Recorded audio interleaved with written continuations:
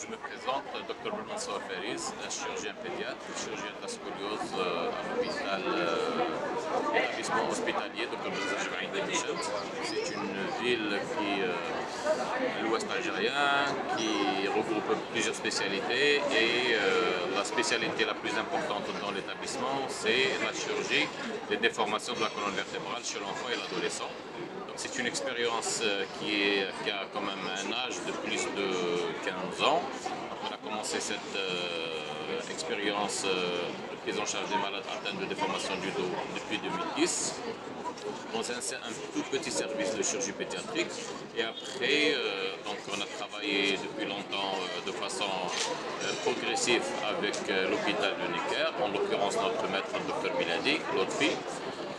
On a commencé à prendre en charge les scolioses de différents âges et de différentes étiologies, depuis l'âge de 4 ans jusqu'à un âge avancé de l'adolescent jeune, 15 ans jusqu'à 18 ans, 20 ans.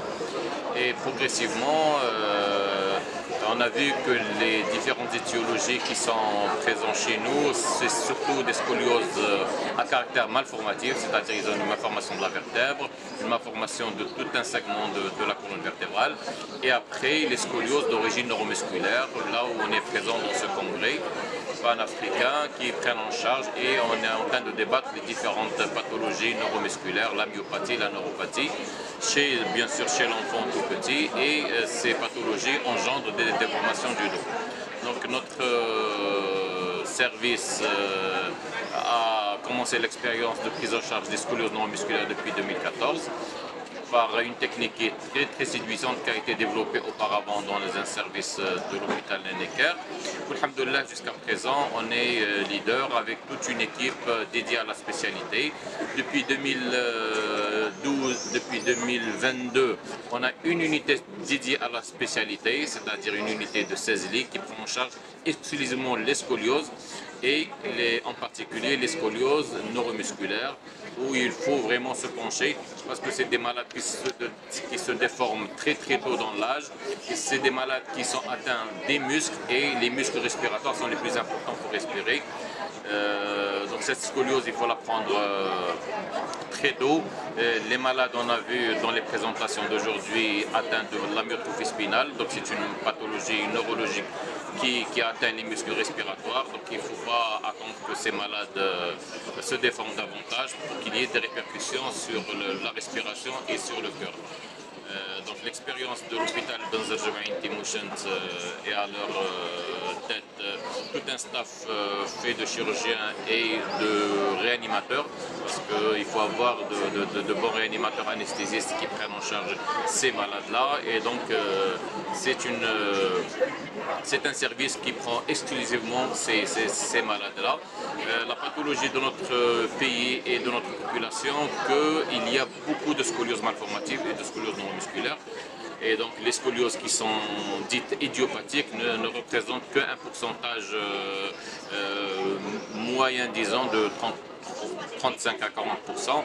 Donc c'est des scolioses qui peuvent être prises en charge à l'adolescence, tandis que les scolioses secondaires par une malformation ou par une maladie neurologique ou myologique, il faut les prendre tôt. C'est des malades qu'il faut les prendre avant la fin de croissance. Donc on a toujours pris ces malades à la fin de croissance pour c'est-à-dire que l'enfant ait terminé sa croissance. Maintenant, il y a des chirurgies de la croissance, ce qu'on appelle les montages de tiges de croissance, avec vraiment un abord chirurgical très minime qui préserve la croissance de la colonne vertébrale et aussi le développement des poumons. Donc on est venu cette fois-ci lors de ce congrès panafricain pour présenter avec nos amis français l'expérience de l'hôpital Benzer, de l'unité de scoliose. et essayer un petit peu de leur montrer qu'est-ce qu'on fait et bien sûr de souhaiter qu'on ait toute l'aide nécessaire pour prendre en charge ces malades-là. La liste des malades à Ain Timouchent ne cesse de s'allonger parce que c'est des chirurgies très coûteuses, mais elles ne sont pas vraiment coûteuses par rapport à leur transfert à l'étranger qui coûte vraiment 20 fois, 30 fois plus.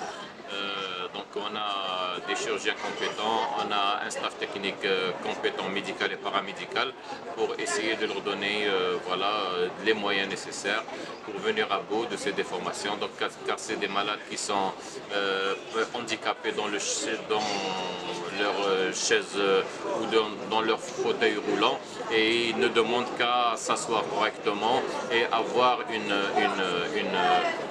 une enfance paisible et un développement de leur santé de façon correcte.